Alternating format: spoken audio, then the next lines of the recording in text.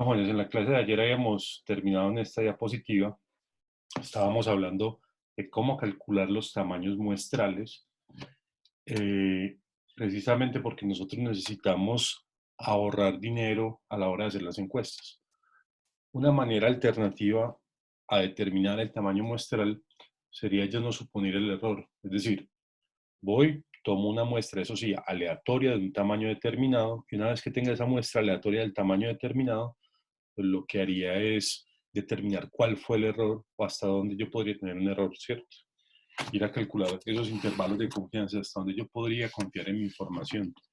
Pero si yo tengo un error máximo que me puedo permitir, un error que yo quiero fijar, entonces tengo que calcular un tamaño muestral.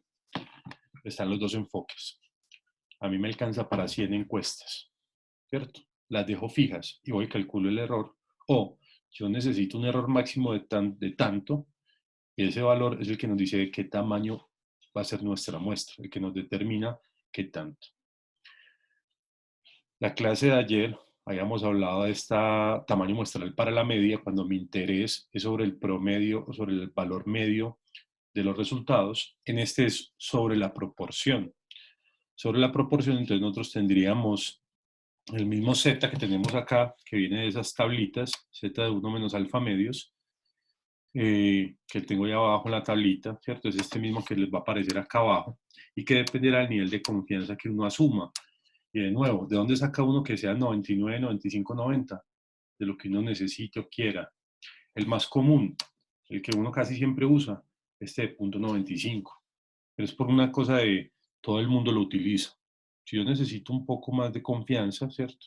Entonces utilizaré el del 99, pero recuerden que entre más pequeñito, o bueno, entre mayor sea esa confianza, entre más grande, más cercano a uno sea el nivel de confianza que nosotros escojamos, pues el error será un poco mayor, ¿cierto? Y si yo voy a dejar fijo el error y quiero un nivel de confianza alto, va a hacer que mis tamaños muestrales sean cada vez más altos. Entonces eso me va a volver costosa la muestra.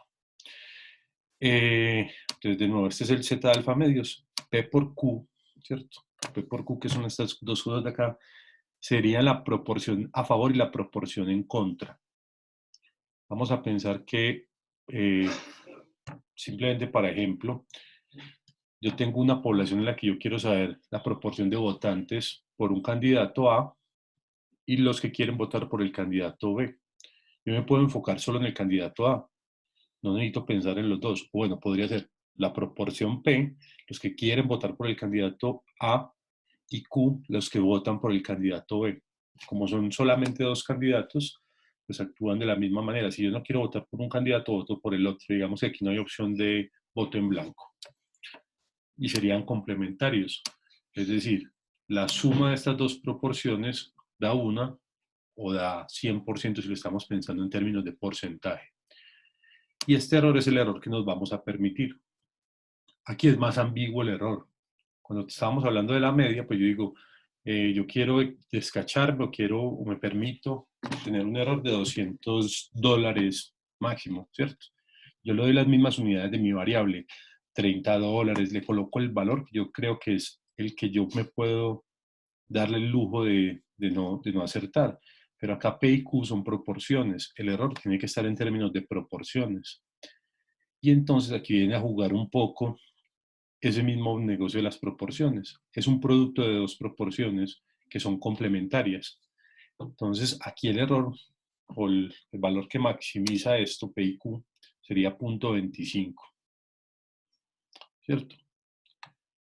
Y este error, pues ya sí digo, no me quiero escachar en un porcentaje determinado.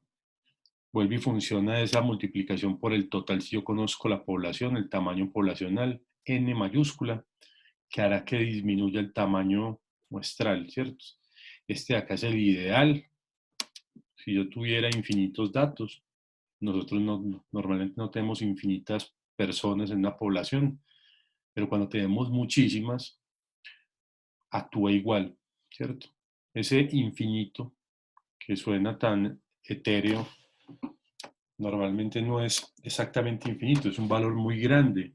Y ese valor muy grande, pues yo lo puedo digamos, determinar, o lo puedo suplir, digamos, en términos prácticos por números grandes.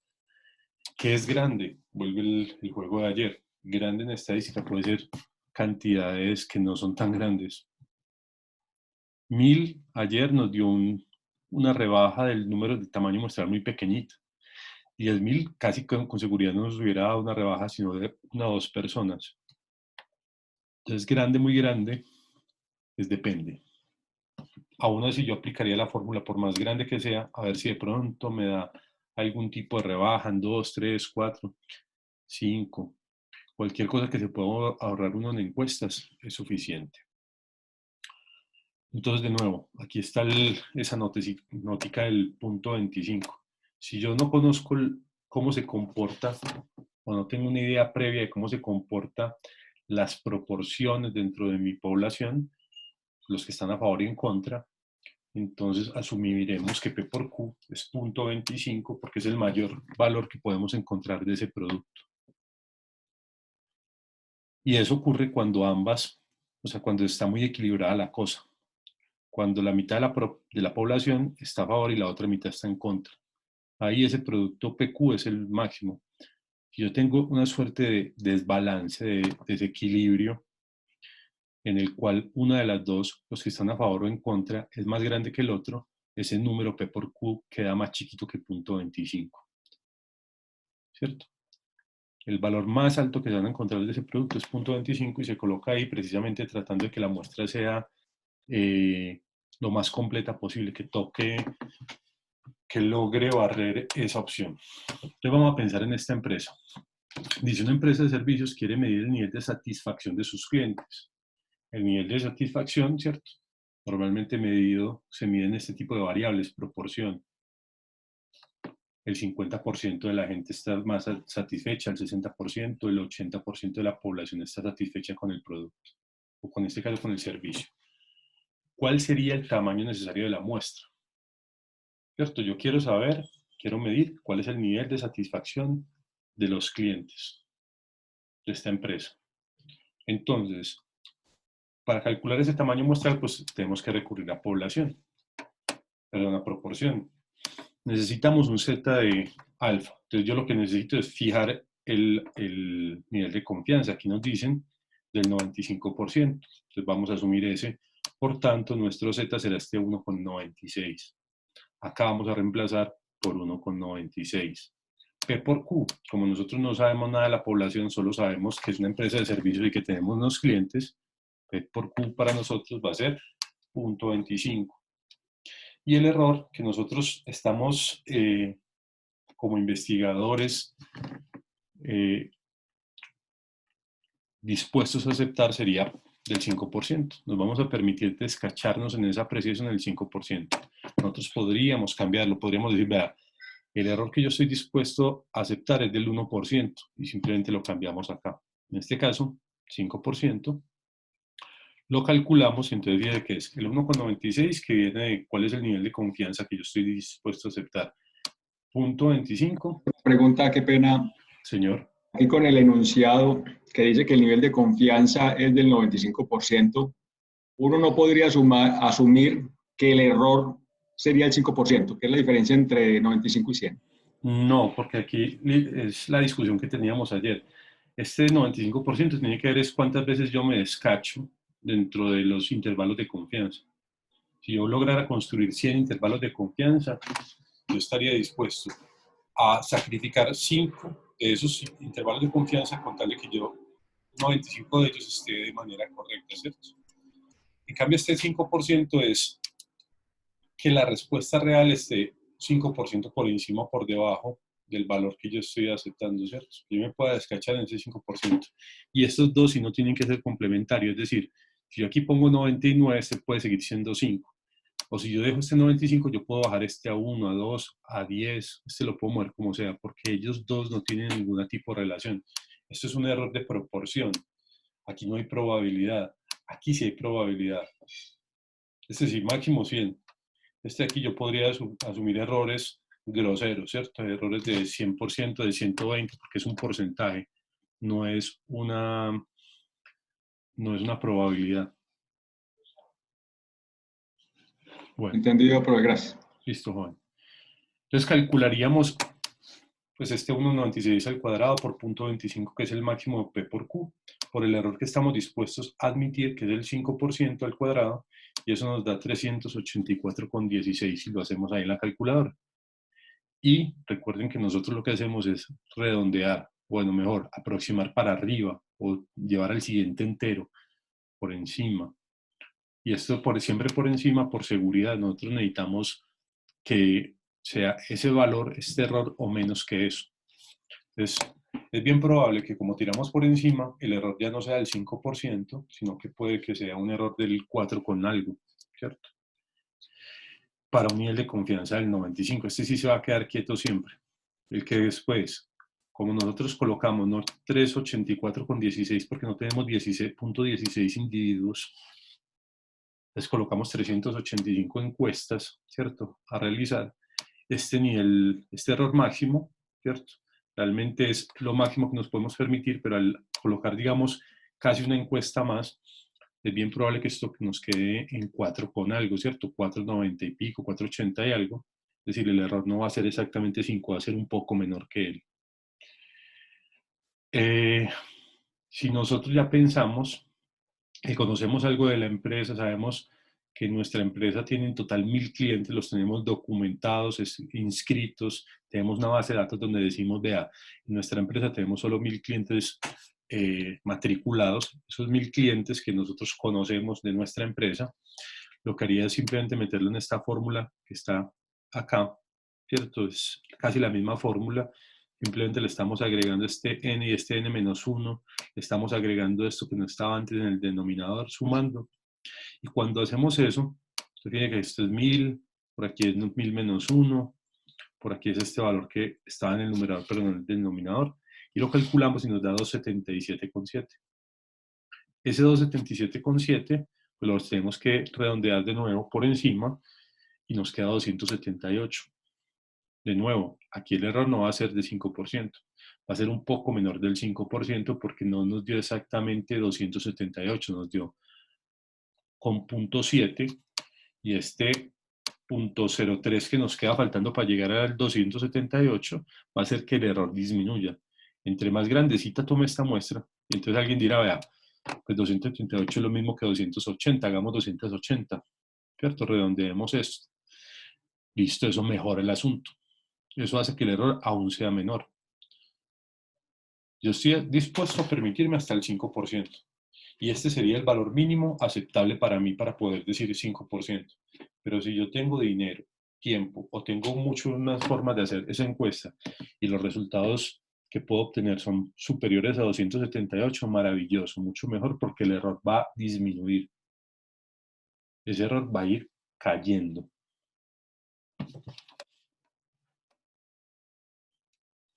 Ahorita en la tarde les coloco una tareita de eso para el próximo viernes. Es exactamente esto mismo que de las diapositivas del final de la clase de ayer y de la diapositiva, o sea, calcular tamaños muestrales para que lo entreguen antes del próximo viernes también, antecitos de clase. Bueno,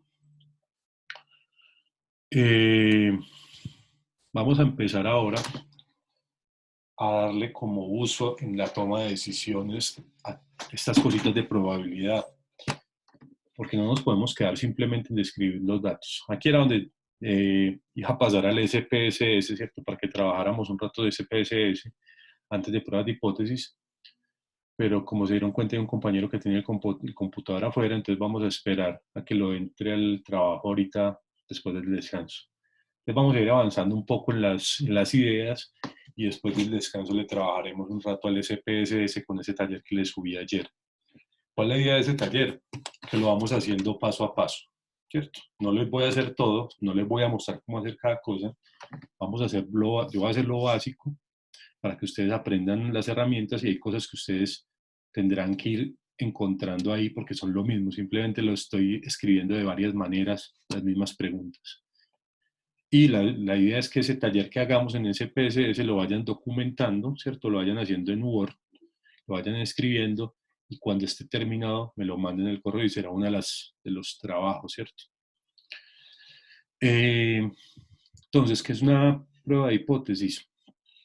es una pregunta o es un tipo de afirmación que yo hago desde el punto de vista de interés.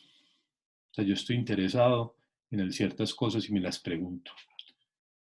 Por ejemplo, deseo conocer las diferencias entre las mediciones entre hombres y mujeres. Me estoy preguntando, por ejemplo, si la satisfacción con respecto al servicio prestado en mi empresa depende de que sean hombres o mujeres los que recibieron el servicio. O será que el salario de las personas depende del género. O será que es que eh, en el caso de la encuesta que nosotros estamos haciendo, que es de comercio electrónico, ¿será que depende de la edad de las personas? ¿Será que las personas más jóvenes tienen mayor propensión a querer comprar cosas por internet que las personas más adultas?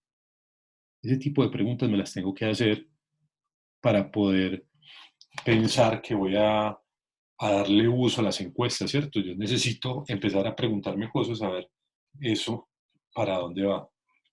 Solo que esas afirmaciones ya las tengo que concluir, tengo que analizarla a partir de los datos, ¿cierto? Tengo que ir a mirar a la luz de lo que yo colecté, a ver si eso cumple o no cumple. Si eso de ahí me permite, digamos, sacar conclusiones desde el punto de vista estadístico. Porque desde el punto de vista aritmético, uno les voy a pedir que cojan y se saquen el chip del punto de vista aritmético. El punto de vista aritmético es, ustedes llegan a hacer una encuesta y la mayoría dice que sí. Uno tiende a pensar que una encuesta es como si fuera una votación. Entonces, que si la mayoría dijo que sí, entonces listo. No, no necesariamente. No necesariamente, porque en una encuesta la mayoría dijo que sí, entonces sí.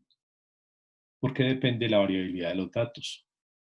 Puede que yo haya cogido la muestra de los más optimistas, pero como la variabilidad de los datos es la que me dice si yo puedo generalizar, si yo puedo partir de ese tamaño menor al total, entonces por eso lo haré. Uno de los motivos por los cuales a uno le toman exámenes de sangre en ayunas es para que el cuerpo esté 8 horas en reposo y las condiciones del cuerpo estén más o menos homogéneas, ¿cierto? No es el único motivo, pero digamos que el hecho de que uno deje reposar el cuerpo en ayunas y que el cuerpo y la sangre empiecen a mezclarse, a pasar por todo el cuerpo, uno de los motivos es precisamente poder tomar decisiones desde el punto de vista no aritmético, con una mejor mezcla. Es más o menos lo que tenemos que hacer por acá, ¿cierto? Nosotros tenemos que mezclar bien las cosas, dejarlas reposar y no pensar que lo que nosotros colectamos, simplemente porque lo colectamos, no tiene incertidumbre, no tiene variabilidad. Y esa variabilidad la tenemos que medir. Y si no la midiéramos, estaríamos en el campo de nuevo de la aritmética, del simple, me dio más, me dio menos. No.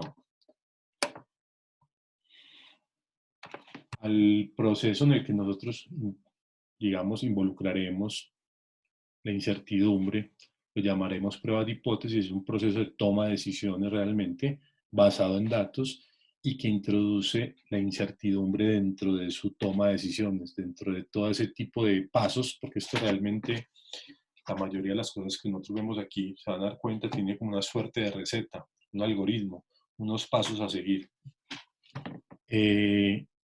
Pero mucho cuidado. Ese tipo de pruebas de hipótesis nosotros vamos a tener varias cosas. Una de ellas es que nosotros tengamos una hipótesis, nosotros la aceptemos, pero ella sea rechazada. Parece que yo aquí no tengo. Sí, voy a hacer aquí un dibujito. Voy a dejar esto acá, pero lo voy a compartir primero un dibujito.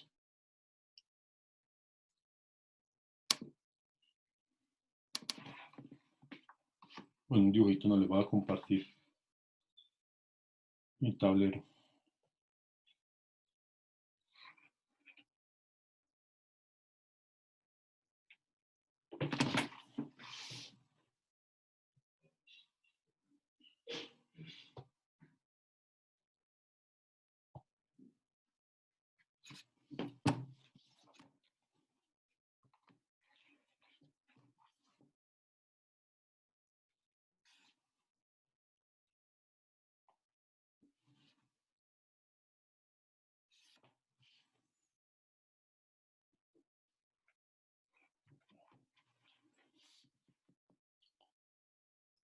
vamos a suponer que mi afirmación, yo voy a hacer afirmaciones, ¿cierto? Mi afirmación es, por ejemplo, influye el género en el nivel de satisfacción.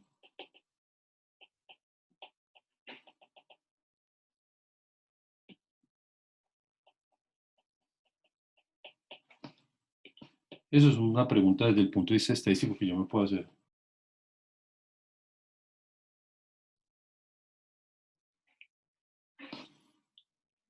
Y es una afirmación válida, una pregunta que yo me puedo hacer siempre. ¿Influye eso? Ahora, ese tipo de cosas yo las tengo que llevar en una prueba de hipótesis a las cosas que se llaman hipótesis nula e hipótesis alternativa. Una hipótesis nula y una hipótesis alternativa simplemente son complementos de una afirmación como esta. ¿Por qué se llama hipótesis nula? Porque yo en la hipótesis nula voy a colocar la ausencia de variación en mis afirmaciones. ¿Cómo así que ausencia de variación en mis afirmaciones? Sí, yo en las hipótesis nulas siempre pongo un igual. Un igual que no tiene variabilidad, que no tiene sino un único valor. En ese sentido, igual. Una cosa que no tiene sino un único valor. Y en la hipótesis alternativa colocaré normalmente todo lo que lo complemente. Entonces, si yo digo que esta es mi afirmación, ¿cierto? Esta sería mi afirmación, influye el género, yo tengo que pensar en términos de qué influye, ¿cierto? ¿Cuál es el parámetro con el que yo voy a medir esa afirmación? Y ese parámetro, que normalmente en pruebas de hipótesis llaman teta, se colocará en la hipótesis nula y en la hipótesis alternativa, porque yo estoy preocupado por esa afirmación. Y ese parámetro después iremos viendo cuáles corresponden a cada afirmación, pero ese parámetro entonces yo aquí lo hago igual a un número, teta sub 0, esto es un número, un valor,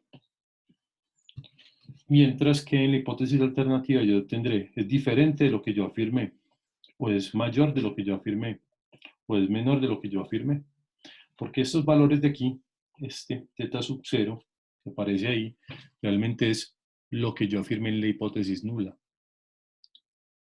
Fíjense que yo estoy cambiando una frase, una afirmación, en este caso de manera positiva, estoy diciendo que influye el género en el nivel de satisfacción, lo estoy cambiando por un parámetro, por teta. Pero además le estoy dando un valor determinado. A veces ese valor determinado será un número real, a veces será un 0, a veces será un 1, dependerá. Pero además, la hipótesis alternativa siempre recogerá todas las otras opciones que no me haya recogido la hipótesis nula. No tiene que escoger alguna de las, no tiene que escoger las tres al tiempo, va a escoger o va a tener que utilizar alguna de las tres. Mayor, menor, diferente o todo lo demás si quieren, ¿cierto? Todo lo demás que no sea la hipótesis nula. Este H0 no es un H2 sino un H0, es por nulo.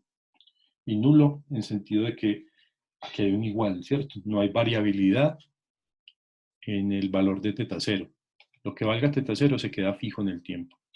Ahora, cuando yo tome decisiones con hipótesis, con pruebas de hipótesis, siempre cometeré errores. No hay una forma de que yo haga una hipótesis, una prueba de hipótesis donde no cometa ningún tipo de error. Y eso nos debe quedar claro. Esos errores son medibles, de hecho hay que reportarlos, ¿cierto? Uno llega, hace la prueba de hipótesis, uno calcula el error que comete, no hay forma de disminuirlo normalmente, a no ser que tenga uno tamaños muestrales cada vez más grandes, pero una vez que uno ya tomó la muestra, que calculó todo, calcula el error y lo reporta. El error que estoy cometiendo es de este valor, de esta magnitud. Puede que sea menos, porque ese error que uno calcula es un error calculado, estimado. Eso podría ser inclusive menor que el que nosotros estamos reportando, ¿cierto? Pero uno reporta el que da el cálculo. Y dice, mi decisión que estoy tomando en este proceso de toma de decisiones tiene un error que tiene tal magnitud. Bueno, voy a volver entonces a la diapositiva que tenía ahí, solo para poder que entiendan esto que acabo de graficar. Entonces, en ese proceso de toma de decisiones, pueden aparecer o aparecerán siempre dos tipos de error. Siempre aparecerán dos tipos de error. Uno en el cual yo acepto la hipótesis nula, ¿cierto? Y ella era falsa, tenía que haberla rechazado, o yo la rechacé, dije que esa hipótesis nula no era verdadera y ella sí lo era. ¿Cierto? Esa última que dije es esta primera que tengo aquí copiado. La hipótesis nula es verdadera, pero yo la rechazo. ¿Y por qué la rechazo? Pues porque los datos que yo colecté, la muestra que yo tomé me decía que la tenía que rechazar. Ah, pero ella era verdadera. Sí, pero eso es un proceso que siempre nos va a ocurrir. Y también puede ocurrir que ella sea falsa, pero yo no la rechace. Estos dos errores tienen nombre y siempre los cometeremos. Siempre tendremos los dos errores ahí. Al primero se le llama error tipo 1 o alfa. El mismo alfa que traemos desde ayer, ¿cierto? Al 1 menos alfa lo llamamos significancia, ¿cierto? Perdón, lo llamamos confianza. A este alfa solito, ya no 1 menos alfa, sino el alfa solito lo llamamos significancia. Y la significancia, yo como investigador, la puedo fijar. Yo puedo decir, alfa para mí va a ser de 0.05 o alfa para mí va a ser de 0.01. Yo la fijo. Ese se llama error tipo 1. Y este es el error que normalmente uno arranca fijando. Yo voy a aceptar 5%. Como investigador, yo pongo ese primer listón, ¿cierto? Esa primera línea que no puedo cruzar. Pero cuando yo acepto un error del 5%, pues es porque tengo una confianza de 1 menos alfa. ¿Cierto? Yo al aceptar o al fijar el alfa, estoy fijando también el 1 menos alfa. O si fijo la confianza, estoy fijando la significancia, ¿cierto? Yo digo, quiero una confianza del 95, entonces mi significancia es del 5. O el error tipo 1. Mientras que hay un error que se llama error tipo 2, que está por acá a la derecha, y es cuando mi hipótesis nula es falsa y yo no la rechazo. Si yo no la rechazo y ella era falsa, estoy cometiendo un error, ¿cierto? A ese error se le llama error tipo 2 o beta. Y al complemento de eso se le llama potencia. ¿Cuál es el problema de la potencia y del error tipo 2? Que son difíciles de calcular y dependen de la prueba de hipótesis, dependen de los resultados de la prueba de hipótesis después de haberla hecho. Entonces es digamos, una cosa que no es tan sencilla como el alfa y el 1 menos alfa. Porque mire que el alfa yo lo fijo. En cambio el beta no. El beta me tocaría ir a calcularlo con los datos que yo observé, con la distribución que yo tengo, y tener que calcularlo no es nada trivial, ¿cierto? Hay paquetes, hay programas estadísticos ahora diseñados y escritos para calcular la potencia y para calcular el error tipo 2, porque realmente a nosotros nos interesaría tener lo más alto posible tanto la potencia como la confianza y lo más bajito posible la significancia y el beta. Pero no es tan sencillo como, sí, lo voy a calcular todo. Es un poco más trivial y no nos alcanza aquí el curso como para calcular el beta y el 1 menos beta. Entonces normalmente, y bueno, y afortunadamente para la mayoría, normalmente lo que uno hace, coloca alfas pequeños y tamaños muestrales suficientes. Eso hace que el beta sea lo más pequeño posible, ¿cierto? Cuando yo trato de hacer alfas pequeños y tamaños muestrales grandes, la potencia aumenta y el error tipo 2 disminuye. Estos dos sí son complementarios, ¿cierto? Por eso es 1 y 1 menos beta, mientras que alfa y beta no tienen un tipo de relación directa entre ellos. Es una relación que no es que uno aumente y el otro aumenta necesariamente, o el uno disminuye y el otro disminuye. Normalmente para influir en eso no es solo disminuir el alfa, sino también aumentar el tamaño muestral. Volviendo a las pruebas de hipótesis, entonces, una hipótesis es una afirmación con respecto a una o varias características de interés de la población. Yo afirmo algo, ¿cierto? Hago una afirmación y trato de corroborar si lo que yo afirmé es correcto o no. O alguien nos afirma algo y nosotros vamos y verificamos. Por ejemplo, ustedes van a comprar tapabocas N95, un proveedor de China, ¿cierto? Entonces el proveedor les dice, la ley colombiana dice que ustedes pueden tener hasta un 2% de mascarillas defectuosas en los lotes. Y yo les voy a garantizar eso. Él nos dice que nos va a garantizar eso. Nosotros llegamos, importamos las mascarillas, las traemos acá, cogemos una muestra aleatoria de tamaño suficiente, ya vimos cómo calcular el tamaño, tomamos una muestra aleatoria de tamaño suficiente, calculamos el error y nos da el 4%. ¿Qué pasó ahí? No nos está cumpliendo con la afirmación del vendedor. No fue nuestra afirmación, fue la del vendedor que nos dijo que cumplía la ley colombiana. Entonces, ¿qué nos toca hacer? Rechazar el lote.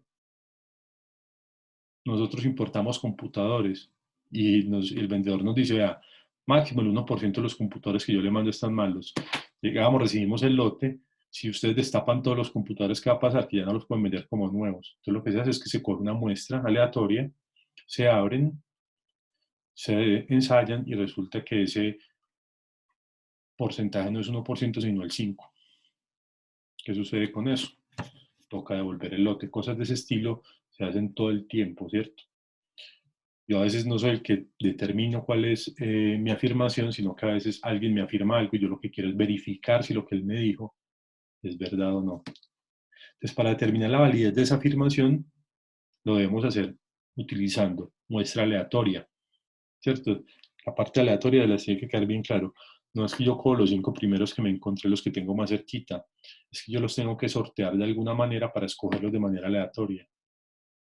Yo tengo un lote de 200, entonces sé que mi población es de 200. Eso ya hace que mi tamaño muestral disminuya.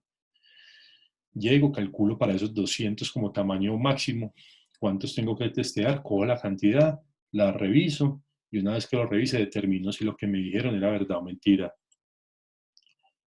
Un vendedor de comida nos coloca en una cajita, nos dice, el porcentaje de grasa es del 1%. ¿Cómo se verifica que eso que nos dijo el vendedor es verdad? ¿O cómo lo verificó inclusive él? ¿Cómo él colocó ahí que era 1%? ¿Será que todas las cajas tienen exactamente 1% de grasa? ¿Todas las bolsitas tienen 250 gramos de papitas? No, ¿cierto? Eso en promedio tiene eso. Pero si ustedes llegan y cogen una muestra aleatoria, miden la cantidad y determinan que el vendedor les está mintiendo, ustedes lo podrían denunciar por publicidad falsa, ¿cierto? Publicidad engañosa. Y cosas de eso se hacen todo el tiempo. Bueno, a ese proceso en el que yo llego, colecto, hago la afirmación, hago todo el proceso y luego tomo una decisión, se le llama prueba de hipótesis. De nuevo, es un proceso de toma de decisiones, porque yo arranco con una afirmación y termino con una decisión sobre esa afirmación. Tomo una decisión si lo que afirmaron o yo afirmé es correcto, ¿cierto? O no lo es. Y eso lo tengo que llevar siempre a un contexto, no es simplemente, sí, rechazo la hipótesis nula, sí, acepto la alternativa. Pues, ¿eso qué significa? ¿Eso cómo se come? Una de las cosas que uno se le olvida a veces, bueno, a mí no, pero a muchas personas cuando están enseñando matemáticas, a los profesores de matemáticas, es enseñar la parte del contexto. Dejar pensar que la gente, la primera vez que se enfrenta a un problema, va a tener el contexto para resolverlo. A mí me gusta esa parte del contexto porque la parte del contexto ayuda a que uno le vea utilidad a las cosas, ¿cierto? Pero una cosa que sí van a tener que tener claro de aquí en adelante y cópienlo por donde sea, téngalo ahí en un cuadernito, en una hojita a mano, o al menos en la cabeza. Cuando ustedes hagan una prueba de hipótesis, siempre la decisión se toma sobre la hipótesis nula. Todo el proceso de cualquier prueba de hipótesis, la que sea, se hace sobre la hipótesis nula. Y por complemento, como la hipótesis nula y la hipótesis alternativa son complementarias, por complemento se decide sobre la hipótesis alternativa.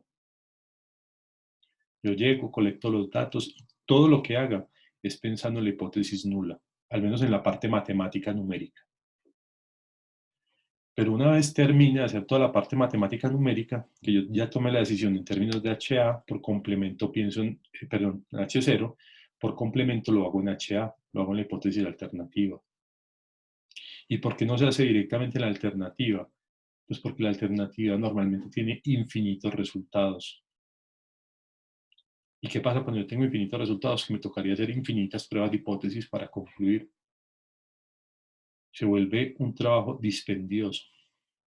Entonces, la hipótesis nula es un único valor. Entonces, yo puedo hacer una única prueba de hipótesis para concluir si la afirmación es correcta o no lo es, al menos desde el punto de vista de los datos y con el nivel de confianza que nosotros escojamos, y luego con esos niveles de confianza o de significancia escogidos y lo que sea que hayamos concluido sobre la hipótesis nula, por complemento estaremos decidiendo sobre la alternativa, y luego de que tengamos la nula y la alternativa ubicados en si las aceptamos o las rechazamos, entonces vamos y contextualizamos el resultado.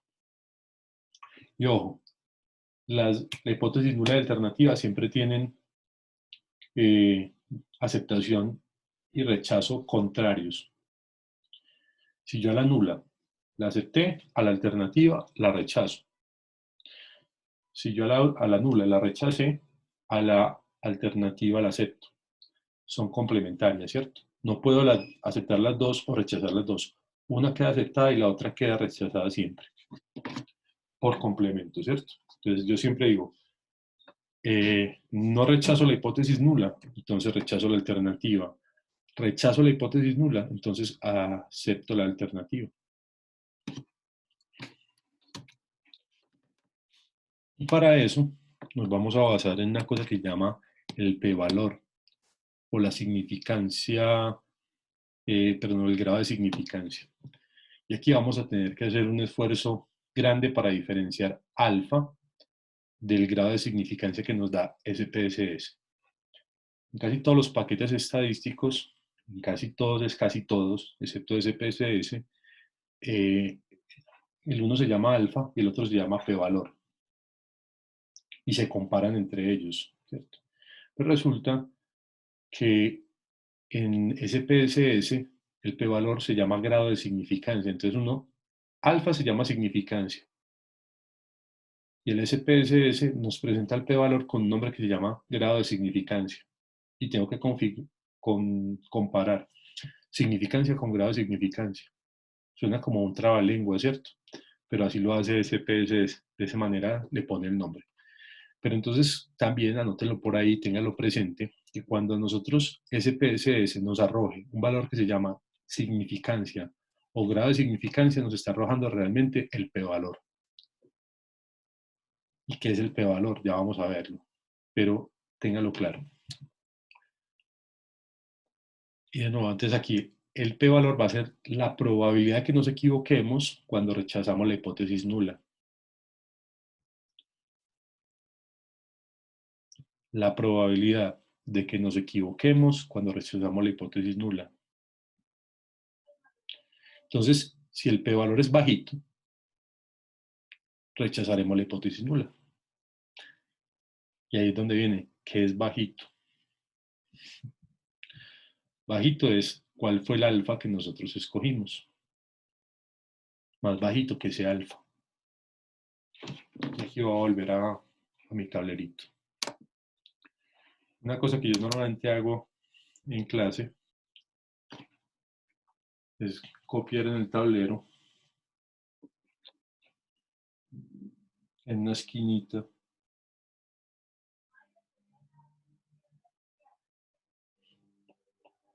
esto. A colocarlo en otro color incluso, que sea más, voy a colocar así. Si el p-valor es menor que el alfa, rechazamos H0. Anoten eso por ahí. ¿Y cuál es normalmente el valor? 0.05. Entonces hay gente que inclusive coloca p-valor menor que 0.05, rechazamos H0. ¿Y por qué 0.05? Porque lo que les estaba diciendo desde ayer es el valor más usado desde todas las ramas de la ciencia, sociales, naturales, exactas. 0.05 es un valor que mucha gente, casi todo el mundo utiliza como un límite, como un listón para compararse con las demás personas. Entonces el 5% es un muy buen valor para compararse. En algunos casos extremos, ¿cierto? Y para no rechazar todo lo que ya hice, porque a veces llegué, hice muchas cosas, pero el p-valor está dando muy grande, pero nunca, nunca, nunca más grande que 0.1. Este es el máximo al que yo puedo llegar a subir, que sería lo ideal, siempre este. Este es el ideal. Y este es el ni modo, ¿cierto? Me tocó. Eso sí, cuando yo llego y rechazo la hipótesis nula, entonces la rechazo, ¿cierto? Entonces digo, el alfa, aquí el alfa, yo tengo que reportar esos alfas y tengo que reportar los p-valores, ¿cierto? Mi p-valor fue tanto, mi p-valor fue tanto, o mi alfa es tal. Hay gente que reporta los dos, hay gente que reporta solo el p-valor, hay gente que reporta solo el alfa. ¿Qué es lo correcto? Mínimo reportar el p-valor. Este yo creo que es mínimo. Para uno saber qué es lo que dijeron sus datos con respecto a la hipótesis nula. P-valores pequeñitos nos harán tener una probabilidad de equivocarnos al rechazar la hipótesis nula bajita. Y eso es importante, nosotros queremos descacharnos lo menos posible. Entonces dice, si esa probabilidad es lo suficientemente baja, la rechazaremos, pero suficientemente baja es un término subjetivo y en la práctica consideraremos el 1 o el 5%. Yo coloqué ahí en el coso 10%, pero es porque ya ni modo, ¿cierto? Para no botar los datos que tengo ahí. Siendo la más usada de todas el 5%, pues el ideal sería entre más pequeñito sea el p-valor, entre más pequeñito sea el grado de significancia mejor, pero no necesariamente nos va a dar eso, ¿cierto? A veces nos va a quedar por allá muy alto. ¿Entendieron esa parte? Que si me da el p-valor muy bajito, rechazo la hipótesis nula. Con ejemplo entenderíamos más. No, pero quiero saber si entendieron que el p-valor es. ¿Entendieron? Más o menos. Sí, las proporciones que acá decís. Sí. Aló.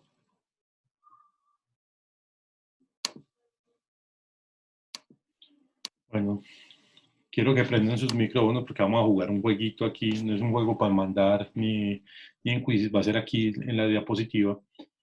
Pero quiero que lo piensen y lo respondan, ¿cierto? Normalmente lo que hago es poner estas diapositivas que siguen en el salón y preguntar si entendieron el grado de significancia poniendo a prueba lo que vamos a hacer así a continuación.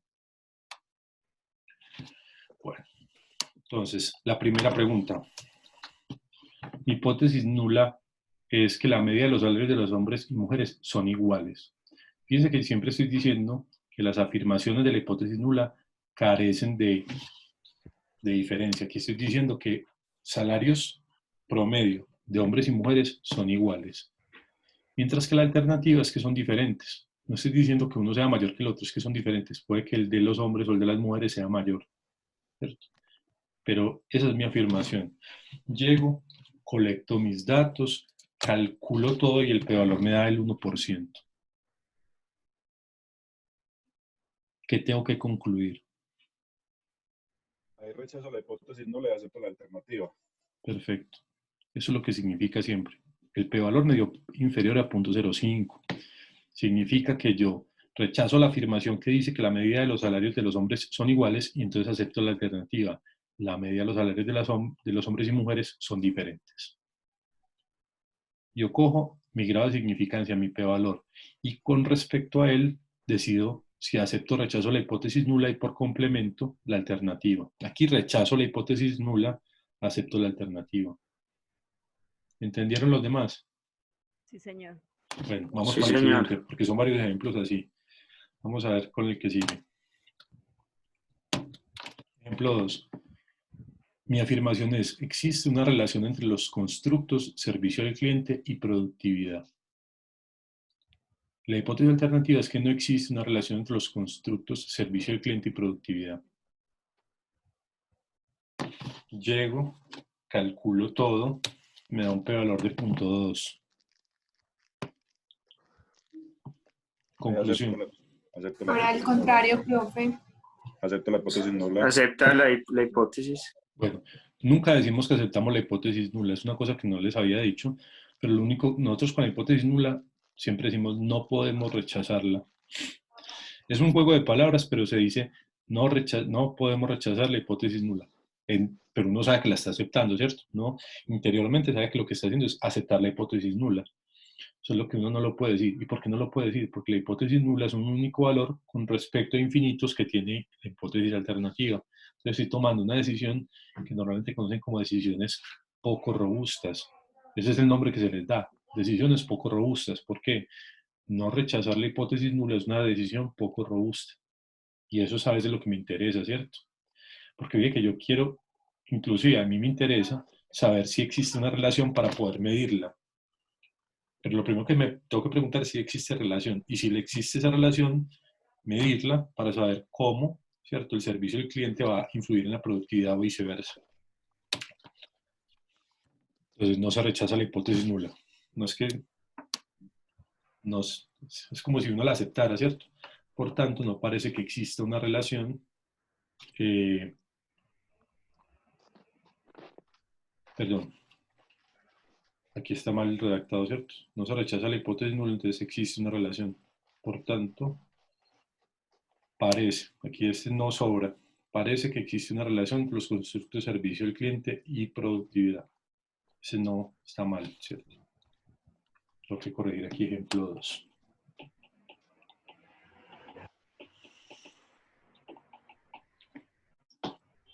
El siguiente ejemplo. Hipótesis nula. Los datos distribuyen de manera normal. Hipótesis alternativa. Los datos no distribuyen de manera normal.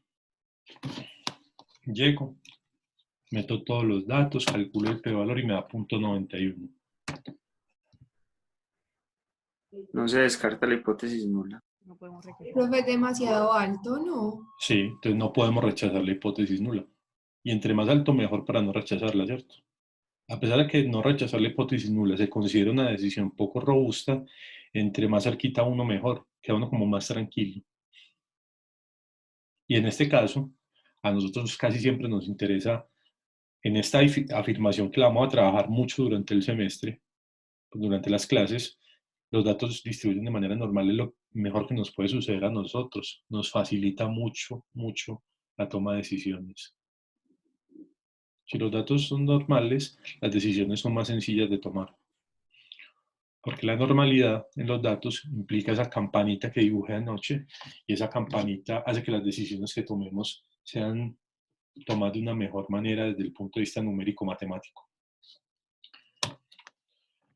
Entonces, no se rechaza la hipótesis nula, por tanto los datos parecen distribuir de manera normal.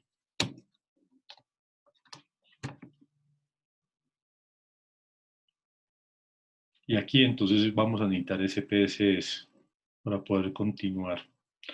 ¿Qué hora es? Van a ser las 9. ¿Cómo hacemos? Francisco.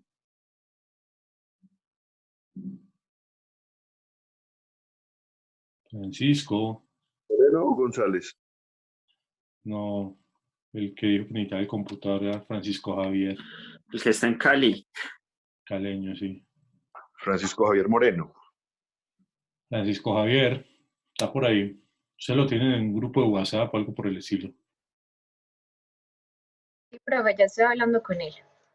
Decirle que necesitamos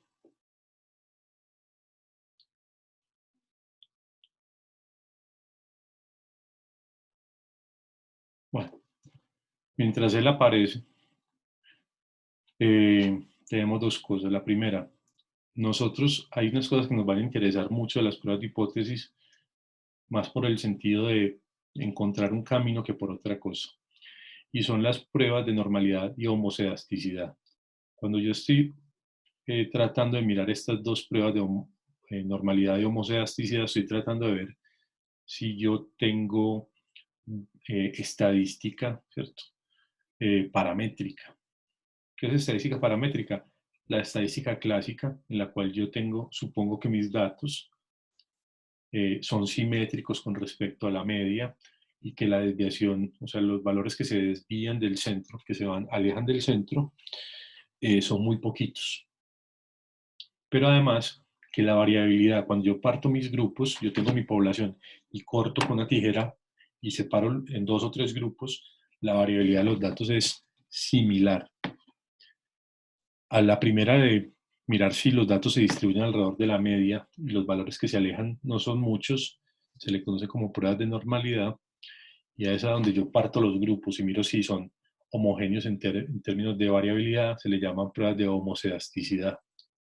Yo necesito verificar normalidad y homocedasticidad para determinar si me voy por los caminos de la estadística paramétrica, y si no cumple alguno de estos dos, se va uno por los caminos de la estadística no paramétrica, que vamos a ver los dos.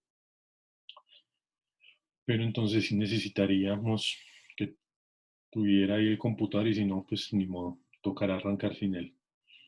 Ya contestó. Profe, pues él dijo que tú le habías dicho que a las 9 era el receso, entonces que de pronto la alcanzaba. Sí, pero el problema es que a las 9, por eso las 9 son las 9. Yo le he dicho que a las 9:30, pero era porque pensé que llegábamos aquí más lejos, nos demorábamos más para llegar. Y ya llegamos. Nos tocaría parar de aquí hasta las 10, que él dijo que ya a las 10 tenía todo. Una hora de descanso, no. Decirle que si de aquí a las 9:30 puede tener el computador ahí, Listo. por favor. Y si no, arrancamos de una vez.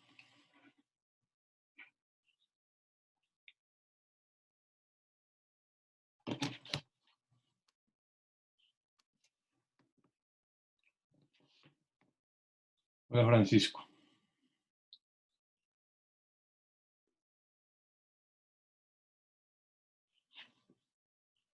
Hola, profe. ¿Cómo estás?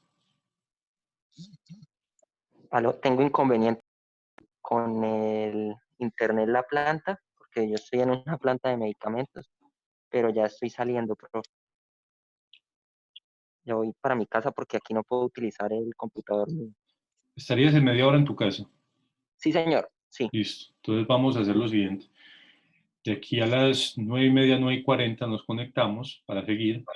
Mientras tanto, miramos quién no tiene SPSS y lo vamos colaborando. Yo lo voy colaborando.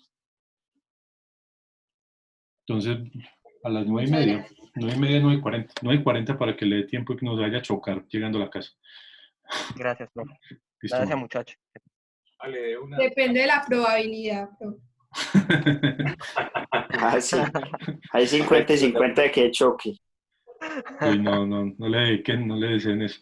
Bueno, chaito. 50 y 50, ¿sí ve?